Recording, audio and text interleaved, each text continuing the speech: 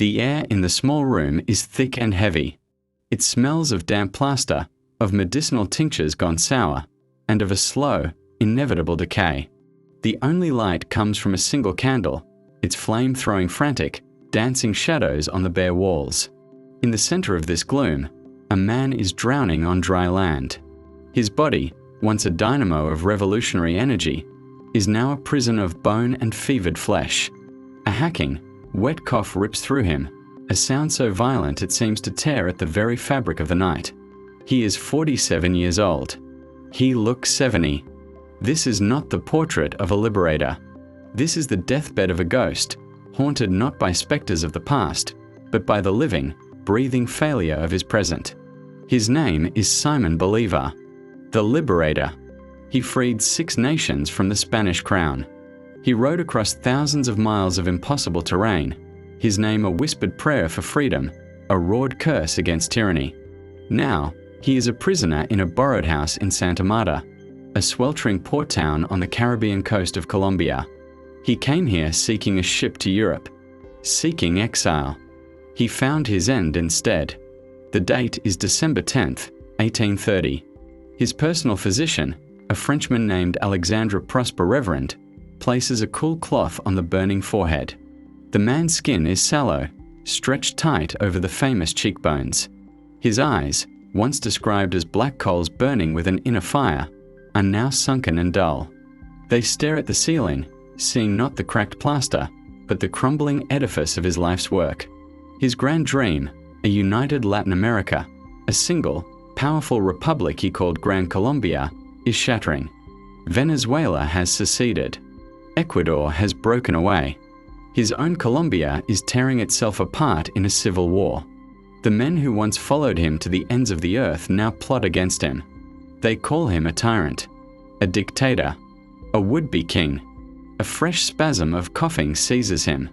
His body convulses. Reverend and a servant rush to hold him steady. When the fit subsides, he slumps back, exhausted. Flecks of blood stain his lips. The doctor's face is grim. He knows what this means. Consumption. Tuberculosis. The same disease that killed his mother. It is a slow, relentless executioner. Bolivar's mind, however, will not rest. Even as his body fails, his thoughts race through the wreckage. He remembers the adoring crowds, the thunder of cannons, the feel of a horse beneath him as he crossed the Andes. The glory. But the memories are now poisoned. They curdle into visions of betrayal. Of former friends, their faces masked by political ambition. Of a continent he stitched together with blood and hope, now unraveling at the seams. He is utterly, terrifyingly alone. His wife, his great love Manuela Scenes, is hundreds of miles away, forbidden from coming to him by the new authorities. She saved his life once, fighting off assassinators while he escaped through a window. Now, there is no one to save him from this. No one to fight the final, silent enemy creeping through his lungs. He drifts into a fitful sleep. The candle gutters, its light dying. The room grows darker. The only sounds are the ragged, whistling breath of the dying man and the relentless chirping of crickets outside. In this small, stifling room, the fate of a continent is being sealed. Not on a battlefield, but on a sickbed. This is how a liberator falls. Not with a bang, but with a shuddering, bloody cough in the night. To understand the profound tragedy of this moment, you must first understand the colossal figure lying in that bed. 30 years earlier, a seed was planted. A young, wealthy aristocrat stands in the heart of the French Empire. It is 1804. He watches as Napoleon Bonaparte crowns himself Emperor of the French. The air in Notre Dame Cathedral is thick with incense and ambition. The young Simon Bolivar should be inspired. He sees the culmination of a revolution. Instead, he feels a cold disgust. He later confides to his tutor, "I considered the crown on Napoleon's head as a Gothic and barbarous thing." The spectacle of a revolutionary crowning himself a monarch sickens him. It is a lesson he would never forget, and one he would, in the eyes of his enemies, tragically fail to heed. He returns to Venezuela not as a starry-eyed dreamer, but as a man possessed by a single, burning idea: independence. The Spanish Empire is a rotting giant. Its grip on South America is cruel, inefficient, and suffocating. Bolivar becomes the spark. In 1813, he launches his Campana Admirable, his admirable campaign. He and a small, ragged army march across Venezuela, liberating town after town. His speeches are lightning strikes. War to the death, he proclaims, a declaration of total, brutal conflict against the Spanish and any who support them. His tactics are swift, unpredictable. He crosses the Andes, a feat considered militarily impossible, taking the Spanish by complete surprise. He fights in the sweltering lowlands and the freezing highlands. His men adore him. They call him the Liberator. The name sticks. Victory follows victory. The Battle of Boyaca, the Battle of Carabobo, each one hammering another nail into the coffin of Spanish rule. By 1825, he stands at the peak of his power. He is president of Gran, Colombia, a vast republic encompassing modern-day Colombia, Venezuela, Ecuador, and Panama. He is the absolute ruler of Peru. His lieutenant, Antonio José de Sucre, governs Bolivia, a nation named in his very honor. He is the most powerful man in South America. His dream of a united, sovereign Latin America, a league of republics strong enough to resist any foreign power, seems within grasp. He convenes the Congress of Panama in 1826, a visionary attempt to create a Pan-American alliance. It is his grandest ambition. But even at this zenith, the cracks are beginning to show. The unity he forged in the fire of war cannot survive the peace. The regions of Gran Colombia are vast, separated by monstrous mountain ranges and impenetrable jungles. Their people have different economies, different cultures. The merchants of Caracas do not share the same interests as the miners of Bogotá. The glue that held them together was a common enemy. With the Spanish gone, the glue dissolves, and Bolivar himself becomes the focus of the discontent. To hold his fragile creation together, he assumes dictatorial powers in 1828. He suspends the Constitution. His enemies, many of them his former comrades in arms, see the ghost of Napoleon's crown. They whisper that he wants to be king, that the liberator has become the new oppressor. The air, once filled with cheers, now crackles with conspiracies. The man who fought for freedom is accused of destroying it. The betrayal is not just political, it is deeply, painfully personal. The very ideals for which he spilled his blood are now being used as a weapon against him. The foundation of his life's work is crumbling beneath his feet, and he is powerless to stop it. The descent from the peak has begun, and it is a steep, dark, and bloody path down. The first attempt to kill him comes on a cool September night in 1828. Bogotá.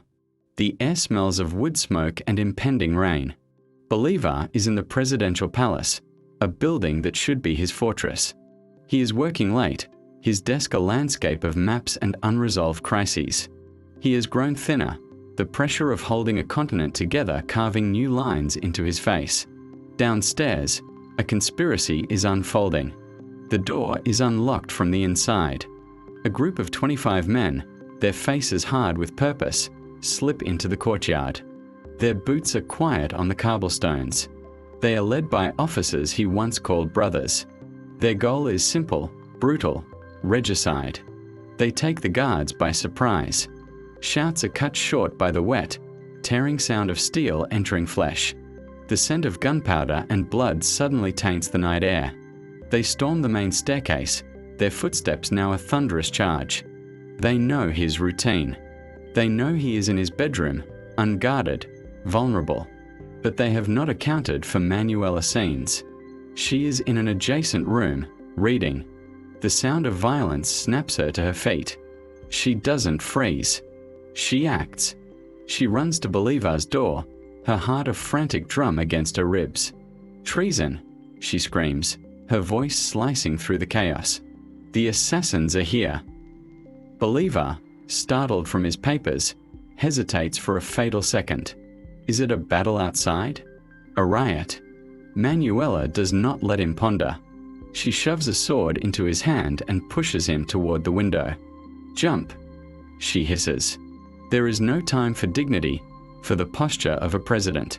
As the conspirators' fists begin to hammer against the bedroom door, Simon Bolivar, the Liberator, scrambles out the window and hides beneath a stone bridge on the San Augustin River. The water, cold and filthy, soaks his nightclothes. He can hear the shouts, the fury of his would-be killers just meters away. Inside, the door splinters. The conspirators burst in, their swords dripping, their eyes wild. They find only Manuela, standing defiantly in the center of the room. "Where is he?" they demand. She meets their gaze, a cool, terrifying calm in her eyes. She lies. She says he is at a meeting of the council. She bluffs with the skill of a seasoned gambler, playing for the most valuable stake imaginable, time. Her courage, her sheer audacity, saves his life that night. But it is a temporary reprieve. The poison of the attempt has already entered his soul. After that, nothing is the same. The trust is gone. The dream is now a paranoid nightmare. He survives, but the united Gran Colombia does not.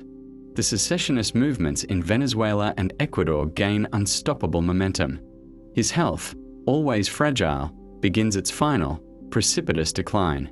The cough that was once a nuisance becomes a constant, racking companion. He is tired.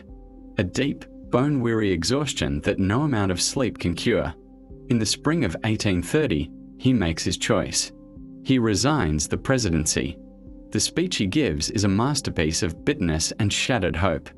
"I have been the victim of my persecutors," he declares, "who have brought me to the brink of the grave." He speaks of his service, of his sacrifices, and of the ingratitude that has been his reward. "I am ashamed to admit it," he says, his voice thin with fury and illness, "but independence is the only benefit we have gained, at the expense of everything else." He sets out for the coast. For exile. His plan is to sail to Europe, to leave the continent he created to its own chaotic devices. It is a journey of surrender, a funeral procession for a living man. The route is a gauntlet of humiliation. In town after town, he is met not with cheers, but with silence, with cold stares, with pamphlets and broadsheets that curse his name.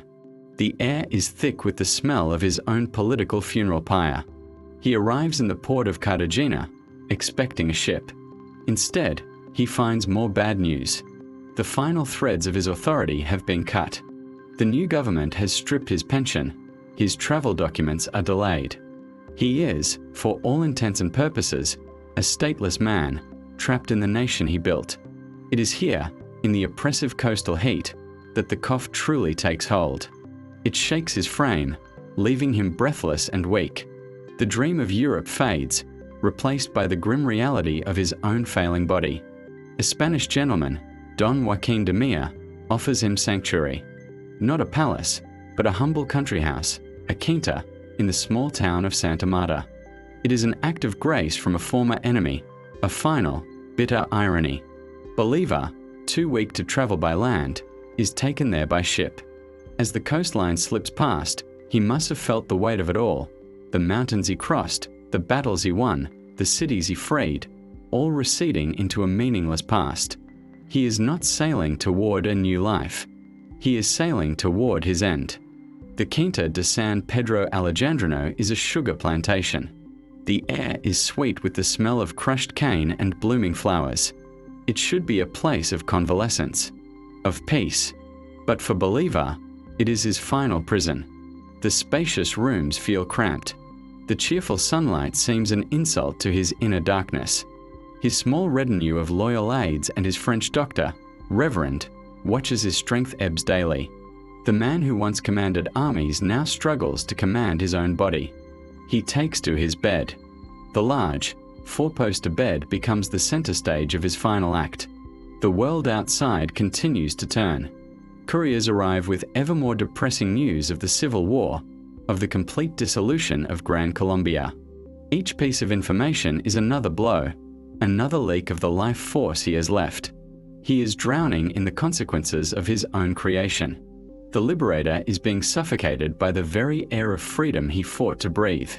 The days at the Quinta de San Pedro Alejandrino blur into a single, protracted struggle. The cheerful, sun-drenched hacienda becomes a theater for a private, grueling war. Bolivar's world shrinks to the four walls of his bedroom, the texture of his sweat-soaked sheets, the relentless rhythm of his own suffering. The scent of medicinal herbs, wormwood, eucalyptus, fights a losing battle against the pervasive, sweetly rotten odor of sickness. Dr. Reverend is a constant, worried presence. His medical kit is a cabinet of horrors: leeches to draw out the bad blood, blistering plasters to raise pus on the skin, hoping to draw the disease from the lungs. He applies them to the Liberator's emaciated frame. The treatments are torture, a frantic, useless assault on an enemy they cannot see. Bolivar endures it with a grim, fading stoicism. His body, a map of old battle scars, is now being marked by the futile weapons of 19th century medicine. His mind, however, refuses to surrender. It travels ceaselessly, a ghost haunting the corridors of its own memory. One moment, he is lucid, dictating letters with a voice reduced to a papery whisper. He writes to a general, urging reconciliation. If my death contributes to the end of partisanship and the consolidation of the Union, I shall go to my grave in peace. The words are noble, but they taste of ash in his mouth. He knows it is a futile hope. The next moment, the fever takes him. He is back on the llanos, the vast grasslands of Venezuela, the humid air thick in his lungs. He can feel the heat of his horse beneath him, see the dust cloud raised by his legions. He murmurs orders to long-dead soldiers. Then, the vision shifts. He is in the Andes, the cold so intense it feels like blades against his skin. He can see the faces of his men, frostbitten and starved, their eyes filled with a faith that he alone inspired. These triumphant memories curdle, twisting into nightmares. The faces of his men become the faces of his assassins, bursting into his bedroom in Bogotá. The cold of the mountains becomes the cold water of the river under the bridge where he hid. He cries out, his voice a ragged tear in the quiet room. How we will escape from this labyrinth? It is not a question, but a despairing lament for his entire life. On December 10th, a strange calm descends. The fever breaks. The coughing subsides. It is not a recovery, but the final, cruel clarity that often comes at the end. He knows. He calls for his confidants. His voice is startlingly clear. He asks to be shaved, to be dressed in a clean shirt. He will meet his end with the dignity his political enemies tried to strip from him. He requests the last rites. A local priest is summoned. The smell of sacramental oil mixes with the smells of sickness. The prayers are a low murmur, a counterpoint to the ragged sound of his breathing. The ritual complete, he turns his attention to his final will and testament. It is a stark, simple document. His worldly wealth is negligible. He gave it all to the revolution. He leaves his few possessions to his sisters and his loyal aides. He makes one specific, poignant request, that the sword given to him by his friend and fellow revolutionary, Antonio José de Sucre, be returned to Sucre's widow. The mention of Sucre is a fresh wound. Sucre, his most brilliant general, his chosen successor, the Knight of the Andes, had been murdered in an ambush months earlier. It was a blow from which Bolivar never recovered. The loss was not just political. It was deeply, devastatingly personal. It was the final proof that the world they had built was a jungle, where the best and brightest were cut down. With the formalities concluded, a profound weariness settles over him. The borrowed strength is gone. He sinks back into the pillows. The afternoon light slants through the window, illuminating the dust motes dancing in the air. His breathing grows slower, shallower. The room is silent, save for this fragile, rhythmic sound. His last words are a puzzle, a final, cryptic message to the continent he could not tame. He does not speak of glory, or of God, or of his legacy. He looks toward the window, as if seeing something beyond the mango trees and the cane fields. His voice is a ghost of a whisper, barely audible. "Let's go," he murmurs. "Let's go. These people do not want us in this land. Come on, boys. Take my luggage on board the frigate. He is not in a room in Santa Marta. He is on a dock, ready to sail. He is leaving it all behind, the betrayal, the ingratitude, the shattered dream. He is finally going into exile. A few moments later, at 1:01 in the afternoon on December 17th, 1830, the breathing stops. The room is utterly still. The Liberator is gone. The news travels not by telegraph, but by ship and by horse, a slow, creeping shadow across the continent. In Bogota, in Caracas, in Quito, the reaction is not unified grief, but a complex, uncomfortable silence, followed by a frantic scramble for power. The man who was the great obstacle, the great symbol, the great devil, depending on who you asked, is suddenly, irrevocably, absent. The vacuum he leaves behind is immediate and violent. The civil wars intensify. Gran Colombia, already on life support, is formally dissolved within the year. The map of northern South America is redrawn, fracturing into the separate nations of Venezuela, Ecuador, and New Granada. His grand vision of a powerful, unified bloc, a League of Nations strong enough to stand against any foreign power, dies with him. The continent he freed descends into decades of caudillismo, ruled by strongmen and regional warlords, and political instability. The very chaos he had desperately tried to prevent becomes his most enduring, tragic legacy. And in a quiet room in Santa Marta, the cleanup begins. The bedclothes are stripped. The windows are thrown open to let the bad air out. The personal effects of the dead man are gathered. Among them is the sword of Antonio José de Sucre. It is a beautiful, lethal piece of steel, a symbol of a friendship and a dream that both ended in blood. For now, it is just an object, but it will soon become a relic, and the questions will begin. The body was not yet cold before the arguments began. The official cause of death, as recorded by Dr. Reverend, was pulmonary tuberculosis. It was a straightforward, clinical conclusion. But in the fractured and paranoid world Bolivar left behind, no explanation could ever be so simple. Whispers started in the taverns and government palaces alike, slithering through the heat like snakes. Perhaps it was not the disease that killed him. Perhaps it was something slower, more deliberate. The theory of poison took root in the fertile soil of his many betrayals. The symptoms, some claimed, aligned too perfectly with a slow, cumulative arsenic poisoning. The violent stomach pains, the relentless vomiting, the skin lesions, the progressive paralysis. His enemies had tried to kill him once with swords.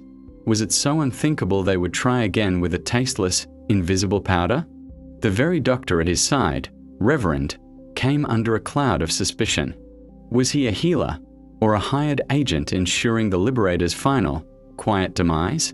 The treatment itself, the leeches, the blistering agents, was seen by some not as misguided medicine, but as a deliberate attempt to weaken him further, to make the poison's work seem natural.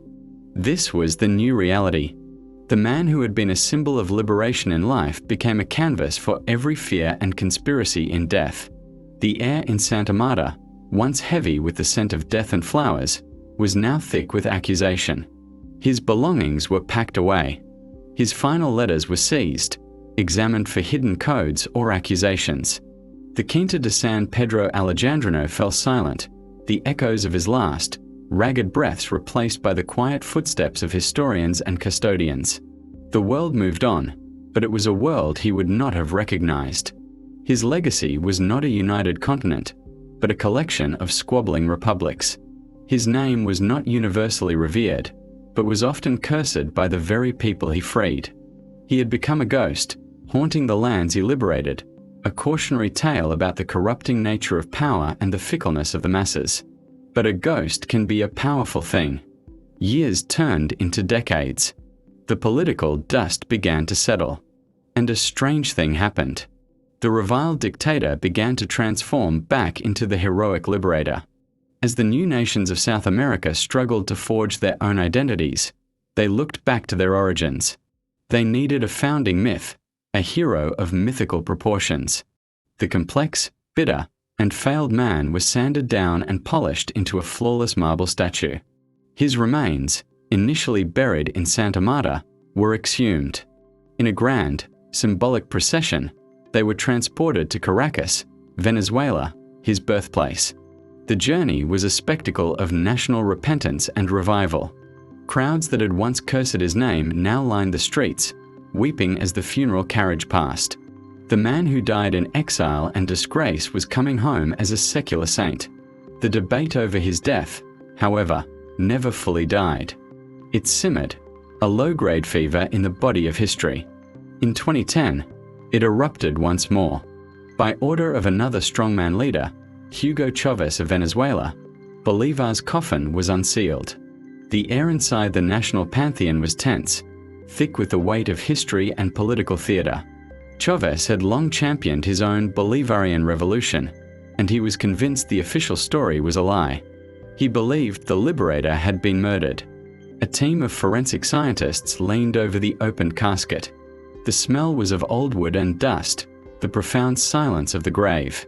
They collected bone and tooth fragments. They were looking for a ghost of a different kind, the chemical signature of arsenic. The results were incendiary, yet frustratingly inconclusive. High levels of arsenic were, indeed, found, but the science could not definitively answer the why or the when. Arsenic was a common ingredient in 19th century life. It was in medicines, cosmetics, even the water. Bolivar had taken massive doses of arsenic-based tonics for years to treat his chronic illnesses, a common practice of the time. Had he been slowly poisoning himself with his own medicine? Or had an enemy, knowing his medical habits, subtly increased the dose, pushing him over the edge? The investigation provided no final verdict. It only deepened the mystery. It proved that even science could not lay Bolivar's ghost to rest. He remains a figure trapped in the labyrinth of his own legacy, a man whose final enemy may have been the very air he breathed, the water he drank, or the hands of those he trusted. His final wish, scrawled in a moment of ultimate despair, was ignored. "My last wishes are for the union of the Republic and for the survival of her," he had written. The Republic did not survive. It shattered, and his legacy became a weapon, claimed by dictators and Democrats alike, each twisting his image to serve their own purposes. The liberator who feared becoming a king became a puppet for kings of a different sort. The final image is not of a deathbed, but of an empty room. The Quinta de San Pedro Alejandrino is a museum now. Tourists walk through the spaces, their voices hushed.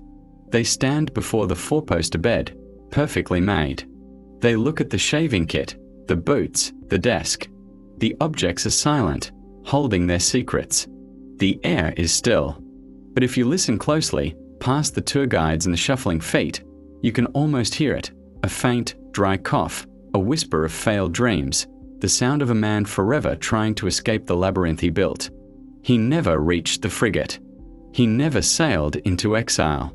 He is still there, in that room, trapped forever in the moment of his leaving, a prisoner of the history he set in motion.